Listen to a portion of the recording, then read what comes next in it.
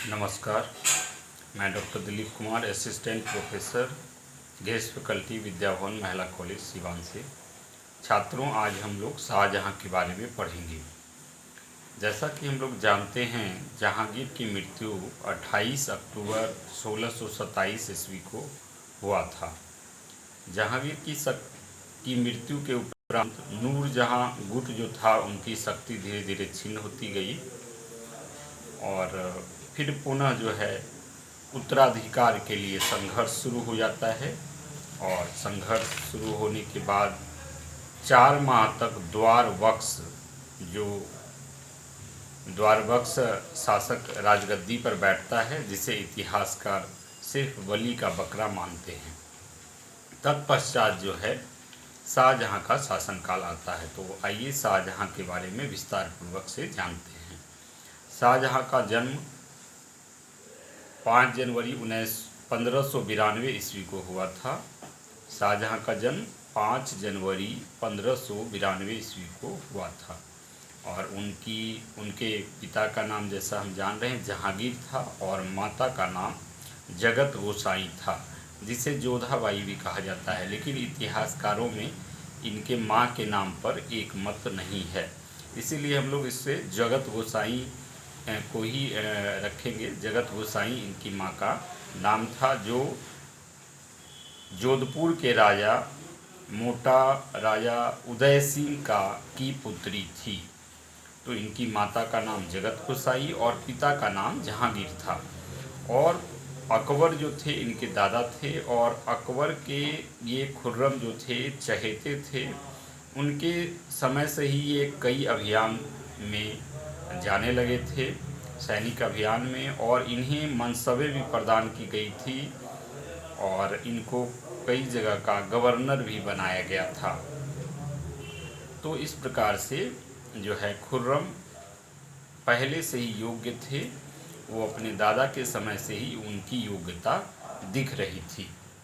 और तत्पश्चात जो है 4 माह का शासन जो द्वारबक्स का रहता है। द्वारबक्स जो था, वह द्वारबक्स का शासनकाल 4 माह का रहा और 4 माह के उपरांत ही शाहजहाँ का शासनकाल शुरू होता है।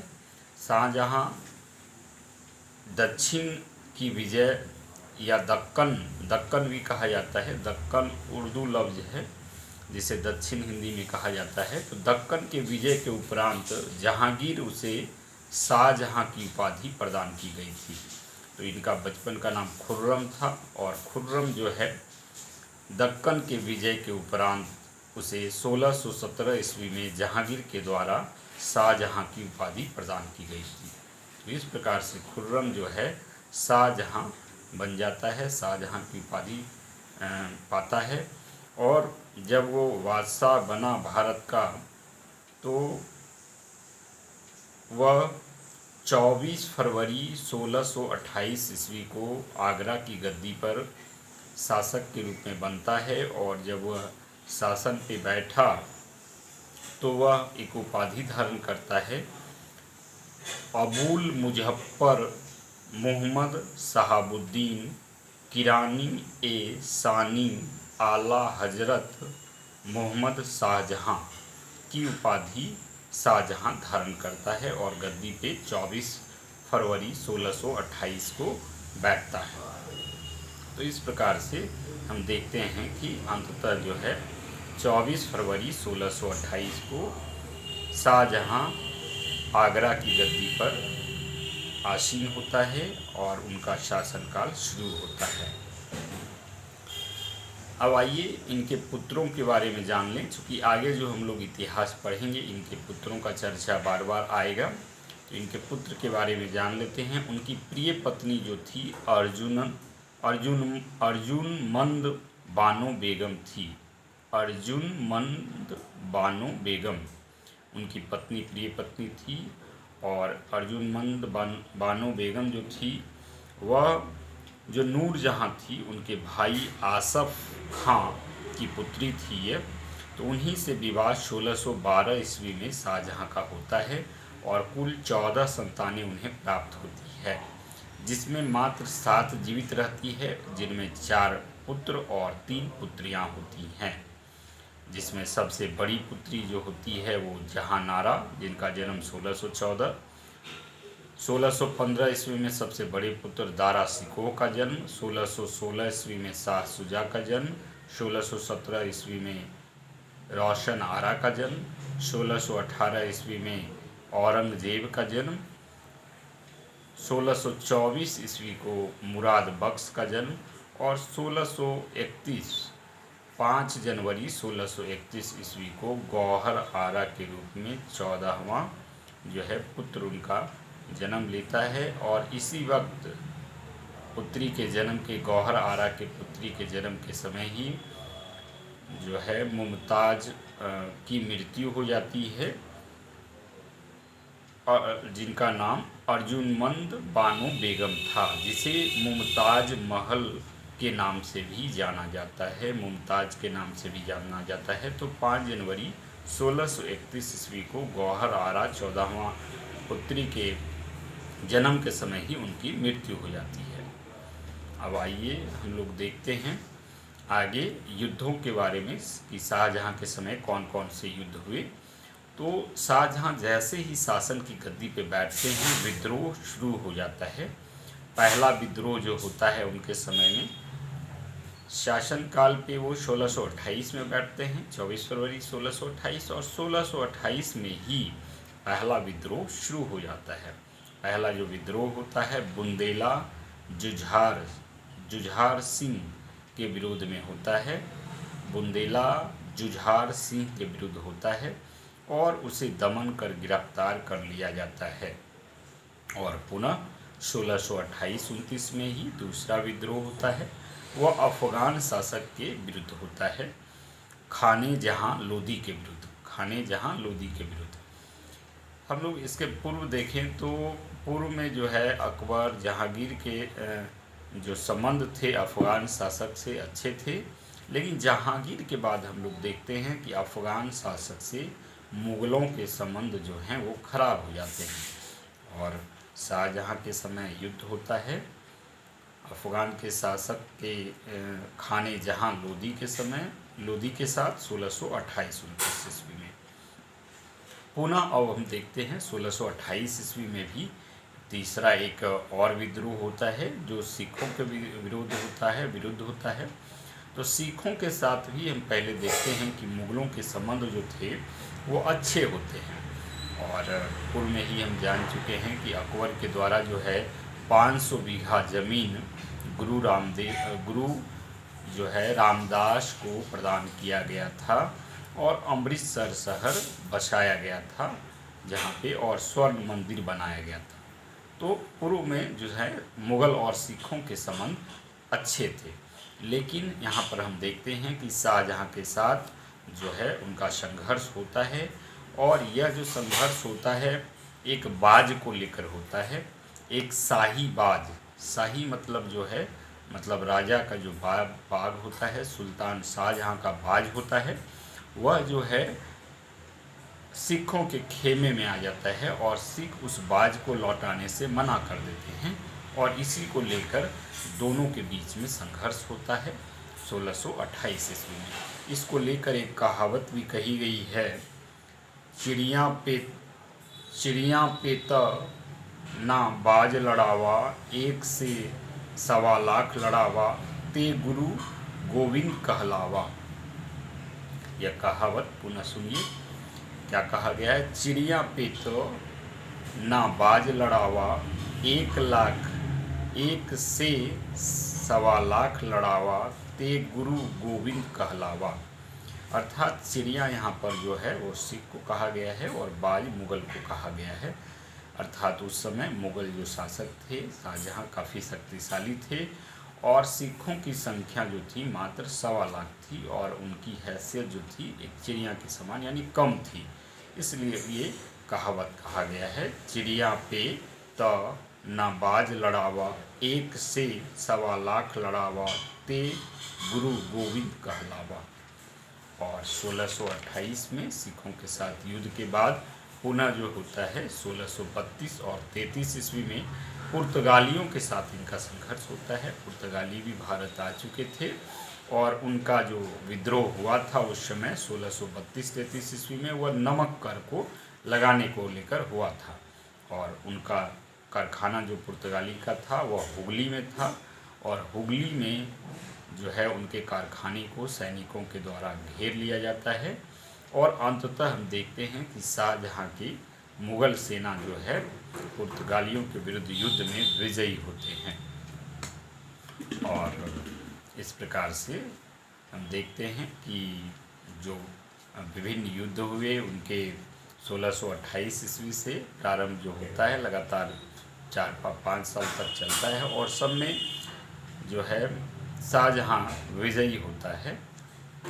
और अब आइए थोड़ा सा इनकी धार्मिक नीति को जान लेते हैं, पुनः युद्ध के बारे में जानेंगे। तो मुमताज़ जो है, मुमताज़ उनकी पत्नी, जिनका नाम अर्जुमंद बानो बेगम भी था, उनका जब निधन होता है, और उनका पुत्र आप जैसा पहले जान चुके हैं, दारा शिकोह भी एक पुत्र थे उनका, और वो काफ़ी विद्वान थे। और उनके प्रभाव, मुमताज़ और दारा शिकोह के प्रभाव से जो है सहिष्णु नीति जो है, सहिष्णु की जो नीति थी शाहजहाँ में आई थी।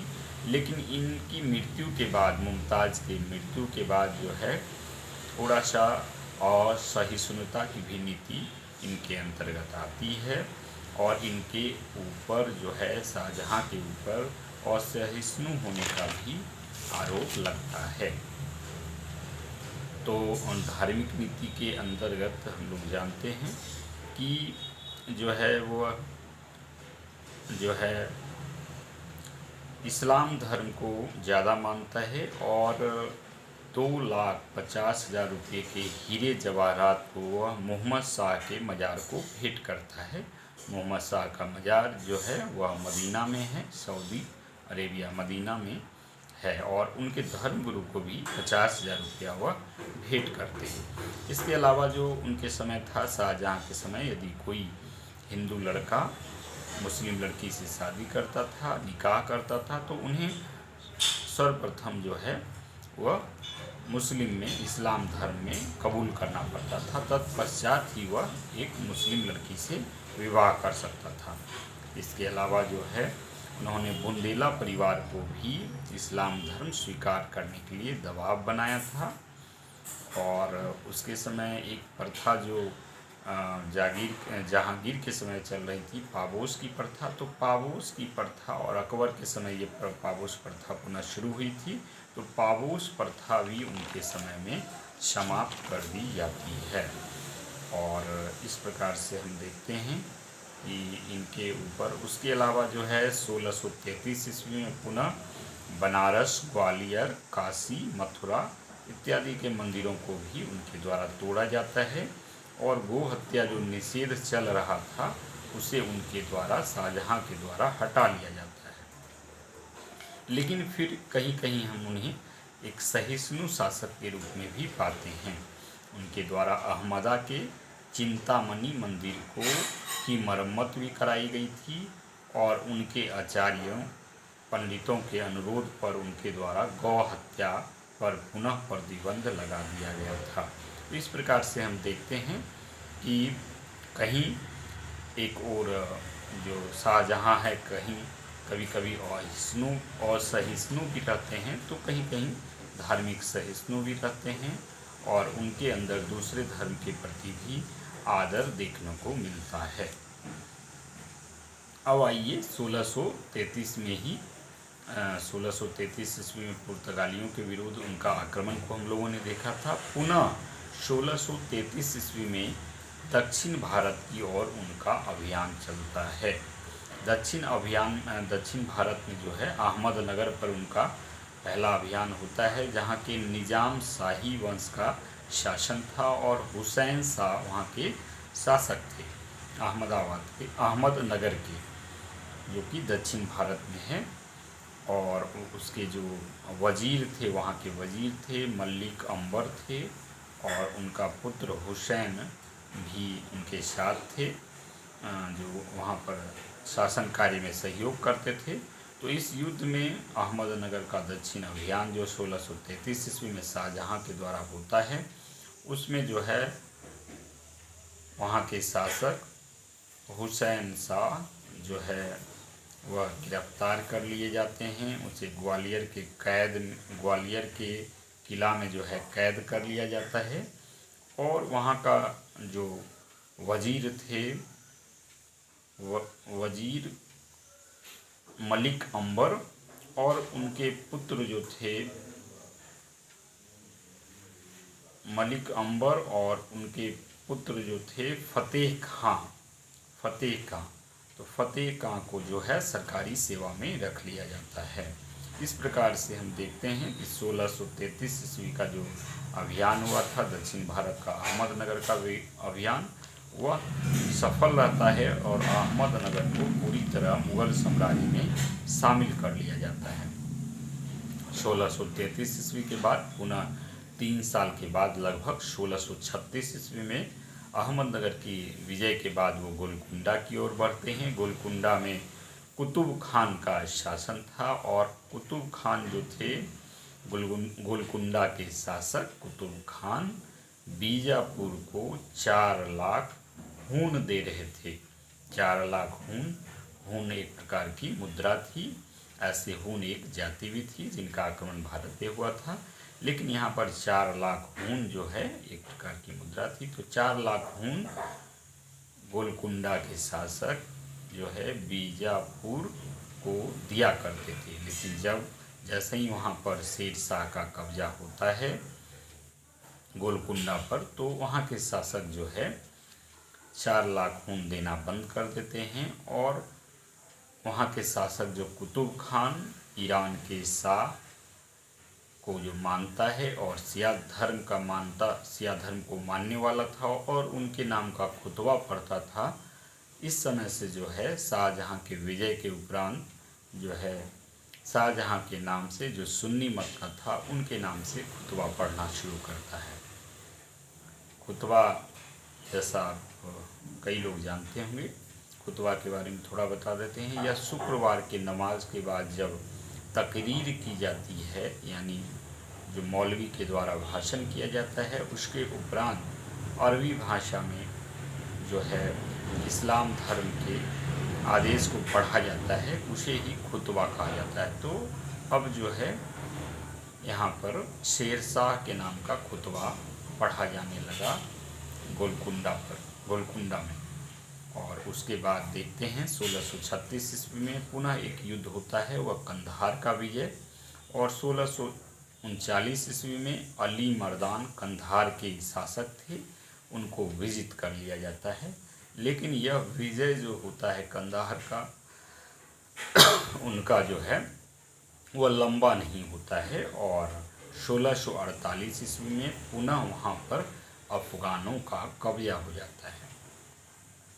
और इसके अलावा मध्य एशिया के कई देशों बल्क बैक्टीरिया इत्यादि क्षेत्रों में भी शाहजहाँ अपना अभियान चलाते हैं, लेकिन उन्हें सफलता नहीं मिलती है। तो इस प्रकार से हम देखते हैं कि 1628 ईस्वी से लेकर 1648 ईस्वी तक उनका विभिन्न अभियान चलता है, जिसमें से एक आध अभियान को छोड़कर उनका लगभग सारा अभियान सफल होता है। सारे युद्ध में वो विजयी होते हैं।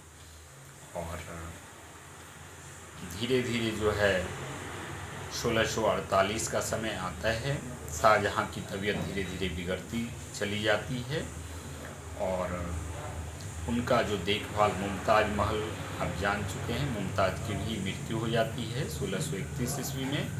तो उनकी जो बेटी थी जहान आरा ही शाहजहाँ की देखभाल करती है। और जैसे जैसे उसका उम्र ढलान होता है वह अपने बेटों में साम्राज्य को बांट देता है और जगह जगह पर अपने बेटों को गवर्नर बना देता है। और आइए हम देखते हैं कि किन किन बेटों को कौन कौन सा क्षेत्र देकर वहाँ पर गवर्नर बनाया जाता है। तो मुराद को, अपने पुत्र मुराद को गुजरात का, दक्षिण भारत का गवर्नर औरंगजेब को, बंगाल का गवर्नर शाह शुजा को और दिल्ली जो क्षेत्र था वह दारा शिकोह जो सबसे योग्य था उस समय का, तो उनको दिल्ली का क्षेत्र प्रदान किया जाता है। लेकिन 1658 ईस्वी आते आते जो है गंभीर रूप से शाहजहाँ बीमार हो जाते हैं। दारा शिकोह में का जो है उस क्षेत्र में शासन होता है और वह आगरा में हर जगह सैनिकों को तैनात कर देते हैं और वह नहीं चाहते हैं कि उनके पिता शाहजहाँ की मरणासन की स्थिति कहीं खबर फैले। लेकिन जो है यह खबर उनकी बहन रोशन आरा के द्वारा अपने भाई औरंगजेब को दे दी जाती है और भाइयों में विद्रोह हो जाता है और अंततः जो है औरंगजेब उसमें विजयी होता है। यद्यपि दारा शिकोह सबसे योग्य थे और काफ़ी विद्वान थे। दारा शिकोह को लेनपुल के द्वारा जो है लघु अकबर कहा गया है और वहीं शाहे बुलंद की उपाधि जो है उनके पिता के द्वारा शाहजहाँ के द्वारा दारा शिकोह को दी गई थी। शाहे बुलंद की उपाधि दारा शिकोह को उनके पिता शाहजहाँ के द्वारा दी गई थी और पुनः उन्हें सिर-ए-अकबर भी कहा जाता था दारा शिकोह को। फिर भी इतनी योग्यता के बावजूद भी अंततः जो है औरंगजेब उत्तराधिकार के युद्ध में सफल होते हैं और वही आगे का शासक बनते हैं शाहजहाँ के मृत्यु के बाद। आइए शाहजहाँ की एक जो अमर कीर्ति है उनके बारे में थोड़ा जान लेते हैं। मुमताज़ जो है उनकी पत्नी और जिनका पुराना नाम जो था अर्जुनमंद बानो बेगम। तो अर्जुनमंद बानो बेगम जो मुमताज़ के नाम से भी जानी जाती थी, उनकी मृत्यु के बाद जो है एक मकबरा बनाया जाता है आगरा में और यह संगमरमर का है और काफ़ी प्रसिद्ध, यह काफ़ी सुंदर मकबरा बनाया जाता है। और जब शाहजहाँ की मृत्यु जब होती है 58 ईस्वी में 1658 ईस्वी में, तो उनके कब्र के पास ही उनको दफना दिया जाता है और जो मकबरा बनाया गया था मुमताज़ महल के नाम से वो प्रसिद्ध है और जिसे ताज महल भी कहा जाता है और यह आज के डेट में, आज की तिथि में जो है ताजमहल के नाम से प्रसिद्ध है और यह विश्व के आश्चर्यजनक चीज़ों में यह शामिल है, ताजमहल अपनी सुंदरता की वजह से। तो इनका निर्माण जो है 1650 ईस्वी में पूरा हो चुका था और उस्ताद ईसा खान के द्वारा ताजमहल का निर्माण किया गया था और जहाँ पे उनकी जो पत्नी शाहजहाँ की पत्नी मुमताज़ का कब्र था और पुनः शाहजहाँ को भी उनके बगल में दफनाया गया था। तो इस प्रकार से ये शाहजहाँ का इतिहास हम लोगों ने आज पूरा देखा कि किस प्रकार से उनका जो है जैसे ही वो शासक बनते हैं और विद्रोह शुरू हो जाता है और विद्रोह को दबाते हुए 1628 ईस्वी से विभिन्न युद्धों को लड़ते हुए आगे अपने साम्राज्य को वो संभालते हैं।